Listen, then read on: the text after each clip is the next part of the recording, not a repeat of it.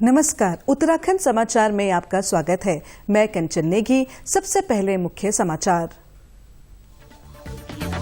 प्रदेश भर में सरदार वल्लभ भाई पटेल की जयंती पर रन फॉर यूनिटी का हुआ आयोजन। बनबसा में मुख्यमंत्री पुष्कर सिंह धामी और हल्द्वानी में केंद्रीय राज्य मंत्री अजय भट्ट ने रन फॉर यूनिटी को किया फ्लैग ऑफ।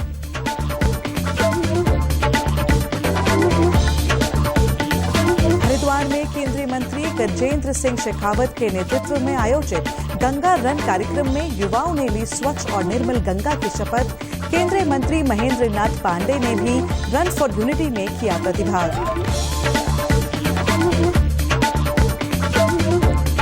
विधानसभा अध्यक्ष रितु खंडूड़ी भूषण ने कहा, सरकार लेगी आगामी विधानसभा सत्र गैरसैंण या देहरादून में आयोजित करने का निर्णय। आज सर्वदलीय बैठक में नेताओं से सदन को शांतिपूर्वक संचालित करने के लिए मांगा सहयोग।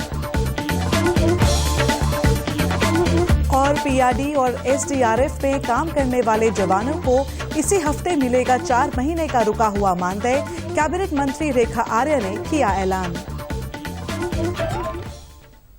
अब समाचार विस्तार से। कृतज्ञ राष्ट्र आज आधुनिक भारत के निर्माता लौह पुरुष सरदार वल्लभ भाई पटेल को उनके 147वीं जयंती पर श्रद्धांजलि अर्पित कर रहा है। इसे राष्ट्रीय एकता दिवस के रूप में भी मनाया जा रहा है। इस अवसर पर मुख्यमंत्री पुष्कर सिंह धामी ने चंपावत जिले के बनबसा में रन फॉर यूनिटी को हरी झंडी दिखाकर रवाना किया। मुख्यमंत्री ने कहा कि सरदार वल्लभ भाई पटेल ने एकीकरण में महत्वपूर्ण योगदान दिया। देश में 562 से भी ज्यादा रियासतों को एक सूत्र में पिरोने का काम सरदार पटेल ने ही किया था, इसलिए उन्हें आजाद भारत के इतिहास में लौह पुरुष की संज्ञा दी गई। इस अवसर पर सभी प्रतिभागियों को राष्ट्रीय एकता की शपथ भी दिलाई गई। नैनीताल जिले के हल्द्वानी में भी राष्ट्रीय एकता दिवस के अवसर पर रन फॉर यूनिटी का आयोजन किया गया। हल्द्वानी स्टेडियम से साइकिल और पैदल दौड़ रैली आयोजित हुई, जिसमें केंद्रीय रक्षा एवं पर्यटन राज्य मंत्री अजय भट्ट भी शामिल हुए। रन फॉर यूनिटी में स्थानीय युवाओं ने बढ़ चढ़कर प्रतिभाग किया। इस अवसर पर केंद्रीय राज्य मंत्री ने सरदार वल्लभ भाई पटेल की जयंती को राष्ट्रीय एकता दिवस के रूप में मनाने की पहल करने पर प्रधानमंत्री नरेंद्र मोदी को धन्यवाद दिया। भारी उत्साह पूरे देश में है। आप सब जानते हैं, पूरा देश जानता है, इस देश को एक रखने का काम पूजनीय सरदार वल्लभ भाई पटेल जी ने किया था। अगर रियासतें बिखरी पड़ी होती तो 1-1, 2-2 किलोमीटर पर हमारे कई राज्य होते। आज जो हमारा फेडरल सिस्टम है, हम सब एक हैं।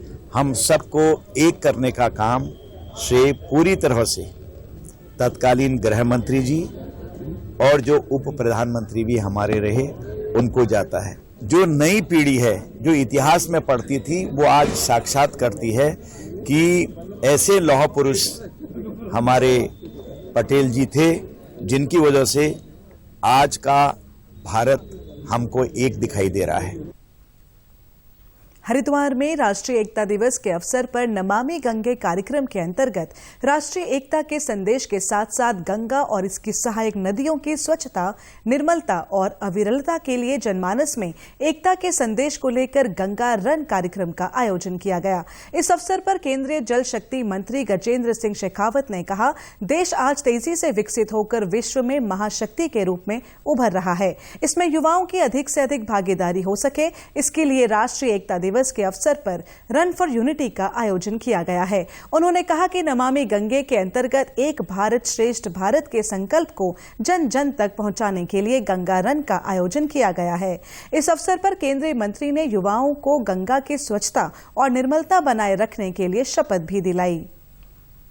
माननीय प्रधानमंत्री जी ने स्वयं आज सुबह स्टैच्यू ऑफ यूनिटी से सरदार वल्लभ भाई पटेल को श्रद्धांजलि देते हुए ये संकल्प कि हम सब मिलकर के देश को श्रेष्ठ, संपन्न, समृद्ध और शक्तिशाली भारत बनाएं, ऐसा देश का आह्वान किया है। आज नमामि गंगे, जो गंगा के अविरल बनाए रखने और गंगा को निर्मल बनाए रखने के लिए माननीय प्रधानमंत्री जी की प्रेरणा से यशस्वी तरीके से काम कर रही है। उनके तत्वावधान में आज ये रन फॉर यूनिटी का आयोजन इस पवित्र स्थल पर किया गया है। वहीं केंद्रीय भारी उद्योग मंत्री डॉक्टर महेंद्र नाथ पांडे ने हरिद्वार में रन फॉर यूनिटी में भाग लिया और राष्ट्रीय एकता रैली को हरी झंडी दिखाकर रवाना किया। इस अवसर पर उन्होंने लोगों को राष्ट्रीय एकता और अखंडता की शपथ भी दिलाई। उसका उज्जवल है, बेहतर है। रेल का कोई निजीकरण नहीं होना है। रेल पहले भी मैं यहाँ आया था, कुछ गुफा छोड़ के एक विपक्षी दल के लोग चले गए थे। मैंने उस समय भी उत्तर दिया, आज भी उत्तर दे रहा हूँ, कड़ाई से उत्तर दे रहा हूँ। ऐसा कोई स्वप्न में भी विषय नहीं। इसके अलावा केंद्रीय मंत्री ने कहा कि भारत हेवी इलेक्ट्रिकल्स लिमिटेड यानी BHEL का निजीकरण नहीं होने दिया जाएगा।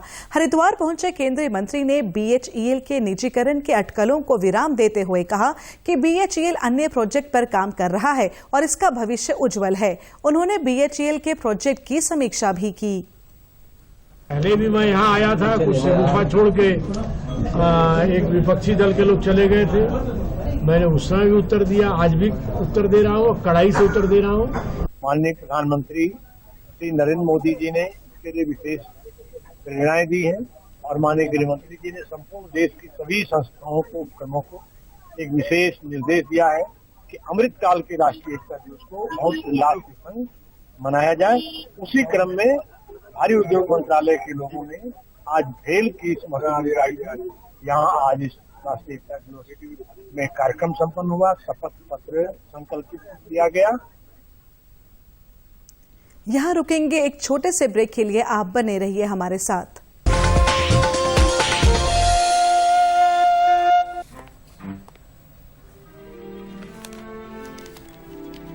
इतनी जल्दी पैसे डबल? ओ, जमा करोगे तो फिर भुगतोगे। चलो, ऐसी लुभाने वाली स्कीम में पैसे जमा करना यानी धोखे की संभावना, इसलिए पहले पूरी जांच, उसके बाद पैसे जमा, नहीं तो आपके पैसे हो जाएंगे पुर्र। RBI कहता है जानकार बनिए, सतर्क रहिए। चेक जाना पड़ेगा। अरे गेम छोड़ के 1 महीना हो गया कंप्लेंट किए हुए, बैंक रिफंड ही नहीं कर रहा है। कंप्लेंट करनी है। अरे बैठिए बैठिए, यहीं से कर लीजिए RBI के ऑम्बुड्समैन को। कैसे? RBI अधिकृत बैंक, NBFC या डिजिटल लेन देन के जितने भी प्लेटफॉर्म्स हैं, उनकी शिकायत आप कर सकते हैं घर बैठे बैठे RBI के CMS पोर्टल पर। ये हो गया चेकमेट। कंप्लेंट करेंगे क्या? RBI कहता है जानकार बनिए, सतर्क रहिए।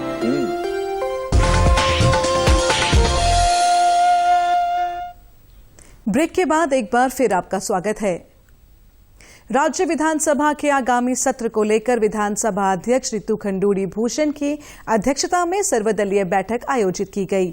इस दौरान विधानसभा अध्यक्ष ने आने वाले सत्र में सभी दल के नेताओं से सदन को शांतिपूर्वक और सुचारू रूप से संचालित किए जाने के लिए सहयोग की अपेक्षा की, जिससे सदन की कार्यवाही को सुगमतापूर्वक चलाया जा सके।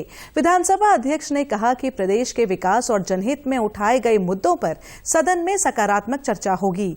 बैठक में आगामी सत्र से जुड़े विभिन्न विषयों को लेकर सभी दलों के नेताओं के बीच बातचीत हुई। बैठक के बाद पत्रकारों से बातचीत में विधानसभा अध्यक्ष ने कहा कि उन्होंने सरकार के समक्ष सत्र को गैरसैंण या देहरादून में आहूत किए जाने के संबंध में अपनी बात रखी है। सरकार द्वारा निर्णय लिया जाना है कि सत्र गैरसैंण में हो या फिर देहरादून में। उन्होंने कहा कि विधानसभा सचिवालय भराड़ीसैंण, विधानसभा भवन और देहरादून में सत्र संचालित करने के लिए पूरी तरह तैयार है। उन्होंने बताया कि आगामी सत्र 16 दिसंबर से पहले आहूत किया जाना है। 16 दिसंबर से पहले हमें सत्र करना है और ये बैठक इसलिए थी कि हम लोग आपस में चर्चा कर लें कि तारीखों पे चर्चा कर लें और सदन कहाँ हो इसकी चर्चा करें। तो एक अच्छी चर्चा हुई है और सरकार तक हमने अपनी बात अब रख दी है। अब आगे निर्णय सरकार लेती है, जैसे आप जानते हैं करेंगे। तो इसी देखिए ऐसा है कि 9 को क्योंकि स्थापना दिवस है और मैं आपके माध्यम से भी बताना चाहूंगी सभी को कि 9 को हम गैरसैंण में स्थापना दिवस मनाने जा रहे हैं और मेरा निवेदन भी रहेगा और सभी विधायकों को भी पत्र जाएंगे कि इस बार प्रयास करें कि स्थापना दिवस के अवसर पर गैरसैंण पहुंचे। काशीपुर के ग्राम पंचायत दोहरी वकील में सीसीटीवी कैमरा मैन्युफैक्चरिंग यूनिट शुरू होने जा रही है। 9 एकड़ में स्थापित इस यूनिट का शिलान्यास केंद्रीय रक्षा एवं पर्यटन राज्य मंत्री अजय भट्ट और राज्य सरकार के परिवहन एवं समाज कल्याण मंत्री चंदन रामदास ने किया। इस यूनिट में सीसीटीवी कैमरे को इंटीग्रेटेड किया जाएगा, जिसमें backward integration, moulding, die casting, sheet metal powder, coating के सभी कार्य किए जाएंगे। इसमें उत्पादन 2025 में शुरू होगा। इस यूनिट के लगने से क्षेत्र के करीब 2000 लोगों को स्थायी और 20,000 लोगों को अस्थायी रूप से रोजगार मिलेगा। यूनिट में 1 लाख कैमरा प्रति माह बनाने का लक्ष्य है। यह दुनिया का बड़े सीसीटीवी मैन्युफैक्चरिंग यूनिट में से एक होगा। इससे पहले कुंडेश्वरी में स्थित अनुष्का गार्डन में भी केंद्रीय रक्षा राज्य मंत्री और प्रदेश के परिवहन एवं समाज कल्याण मंत्री ने कार्यकर्ताओं को संबोधित किया। इस अवसर पर केंद्रीय राज्य मंत्री अजय भट्ट ने कहा कि सरकार यहां पर अधिक से अधिक उद्योग को बढ़ावा देने और लोगों को रोजगार मुहैया कराने के प्रयासों में जुटी हुई है। और आज तो सीसीटीवी कैमरा बहुत ही उपयोगी है, हर क्षेत्र में उपयोगी है। स्पर्श के जितने भी यूनिट्स जहां जहां खुले हैं उनकी रिपोर्ट से भी बहुत अच्छी आ रही है। काफी लोगों को रोजगार मिलेगा। हमने पूर्णतः उनको आश्वस्त किया है कि हमारी सरकार सिंगल विंडो सिस्टम पर काम कर रही है। कहीं पर भी किसी प्रकार की परेशानी नहीं आने दी जाएगी, क्योंकि उन्होंने अपने भाषणों में इस बात को कहा था कि हम यहाँ के लोगों से सहयोग मांगते हैं। यहाँ तो सहयोग ऑटोमेटिक है, स्वतः ही हम सहयोगी के रूप में हैं। हमारी सरकार है, हमारे जनप्रतिनिधि हैं, हमारी जनता है। हम चाहते हैं कि अधिक से अधिक उद्योग यहाँ आए ताकि यहाँ के लोगों को रोजगार मिले और जो उससे रेवेन्यू आती है वो सरकार को रेवेन्यू मिले। खेल एवं युवा कल्याण मंत्री रेखा आर्या ने कहा है कि पीआरडी जवानों का करीब 14 करोड़ 59 लाख रुपए का 4 महीने का रुका हुआ मानदेय इसी हफ्ते दे दिया जाएगा। इसमें चारधाम यात्रा में कार्य करने वाले करीब 2000 जवान भी शामिल हैं। इसके साथ ही एसडीआरएफ में काम किए हुए 59 जवानों का लगभग 31,11,000 का मानदेय भी दिया जाएगा। आज देहरादून में युवा कल्याण मंत्री ने युवा कल्याण एवं प्रांतीय रक्षक दल से संबंधित समीक्षा बैठक ली। इसमें पीआरडी जवानों का विभिन्न विभागों में लंबित मानदेय, भुगतान, नियमित ड्यूटी और अन्य महत्वपूर्ण विषयों पर चर्चा की गई। साथ ही बैठक में पीआरडी जवानों को 300 दिन का रोजगार, 4 माह का रुका हुआ मानदेय, मातृत्व अवकाश सहित कई विभिन्न बिंदुओं पर विस्तृत चर्चा की गई। आज उनका मानदेय जो है इसी हफ्ते के किसी दिन भी उनका 4 महीने का मानदेय उनको मिल जाएगा, जो लगभग 14 करोड़ 69 या 59 लाख के करीब है, जो उनको सीधे उनको प्राप्त होगा। इसके अतिरिक्त एसडीआरएफ में भी हमारे जवान लगे हुए थे, जहां पे उनके 4 महीने की जो मानदेय है वह भी लंबित था। इसकी भी शिकायत जो है हमारे पीआरडी जवानों ने रखी थी। इसको लेके भी दिशा निर्देश दे दिए गए हैं। उसका भुगतान भी जो लगभग 31 लाख की धनराशि है वह भी भुगतान इसी हफ्ते जो है उनको कर दिया जाएगा। यह भी साफ और सख्ताई के साथ में निर्देश दे दिए गए हैं। यह भी उनकी लंबे समय से मांग थी। कैबिनेट मंत्री रेखा आर्या ने अधिकारियों को पीआरडी जवानों को अन्य विभागों में समायोजित करते हुए उन्हें नौकरी के नए रास्ते तलाशने के लिए प्रस्ताव बनाने के भी निर्देश दिए। उन्होंने पीआरडी महिला कार्मिकों को मातृत्व अवकाश दिए जाने पर सहमति जताते हुए कहा कि इस संबंध में प्रस्ताव को जल्द से जल्द कैबिनेट में रखा जाएगा। उन्होंने पीआरडी कार्मिकों की सेवानिवृत्ति की आयु 50 वर्ष से बढ़ाकर 60 वर्ष करने के लिए नियमावली में जरूरी संशोधन करने के निर्देश भी दिए। उन्होंने कहा कि जिस विभाग में पीआरडी कार्मिक की नियुक्ति की जाएगी उनके मानदेय के भुगतान का संपूर्ण दायित्व संबंधित विभाग का होगा, जिसका जल्द से जल्द शासनादेश लाया जाएगा। चमोली जिले में स्थित विश्व धरोहर फूलों की घाटी आज दोपहर शीतकाल के लिए बंद कर दी गई है। इस वर्ष घाटी में रिकॉर्ड संख्या में पर्यटक पहुंचे थे। कोविड महामारी के कारण पिछले 2 सालों से वीरान पड़ी फूलों की घाटी इस साल पर्यटकों से गुलजार रही। इस वर्ष यहां 20,800 से अधिक पर्यटक पहुंचे, जिनमें 280 विदेशी भी शामिल रहे। इससे वन विभाग के साथ ही होटल, रेस्टोरेंट और ढाबे व्यवसायियों की अच्छी आय हुई है। विश्व प्रसिद्ध वैली ऑफ फ्लावर की आज पर्यटकों के लिए बंद कर दी गई है और विगत 2 वर्षों से कोरोना के चलते इस वर्ष वैली ऑफ फ्लावर में रिकॉर्ड तोड़ यात्री आए हैं। पिछले वर्षों की तुलना में इस बार जो है 20,800 से अधिक पर्यटक जो है वैली ऑफ फ्लावर गए हैं और करीब 32 लाख से अधिक की आय सरकार को हुई है, और जिसमें कि 280 से अधिक विदेशी पर्यटक भी वैली ऑफ फ्लावर गए हैं। और इस बार जो वैली ऑफ फ्लावर का जो अलग सा है, पिछले कई वर्षों का रिकॉर्ड है और लोगों की इसमें अच्छी आर्थिकी बढ़ी है और लोगों को अच्छा लाभ मिला है। 2 साल कोरोना काल के बाद जो है कि हमारे यहाँ जो है कि पर्यटक लोग भी बहुत काफी संख्या में आए, जिससे हमारा दुकान का रोजगार भी बहुत अच्छा चला और हम यही चाहते हैं कि आगे के लिए हमारा रोजगार भी अच्छा चले। फूलों की घाटी हर साल 1 जून को पर्यटकों के लिए खोल दी जाती है और अक्टूबर तक खुली रहती है। ऋषिकेश बद्रीनाथ राष्ट्रीय राजमार्ग पर गोविंद घाट से 19 किलोमीटर की पैदल चढ़ाई पार कर यहां पहुंचा जाता है। हम लोग ग्रुप के साथ फूलों की घाटी गई थी, वहाँ हमें जाके बहुत ही आनंद महसूस हुआ और आज ही हम वहाँ से लौट के यहाँ आए हैं अपनी जगह। वहाँ बहुत ही प्यारा दृश्य था, हमें मौका मिलेगा तो हम दोबारा जाएंगे। प्रदेश के समाचारों में बस इतना ही। नमस्कार।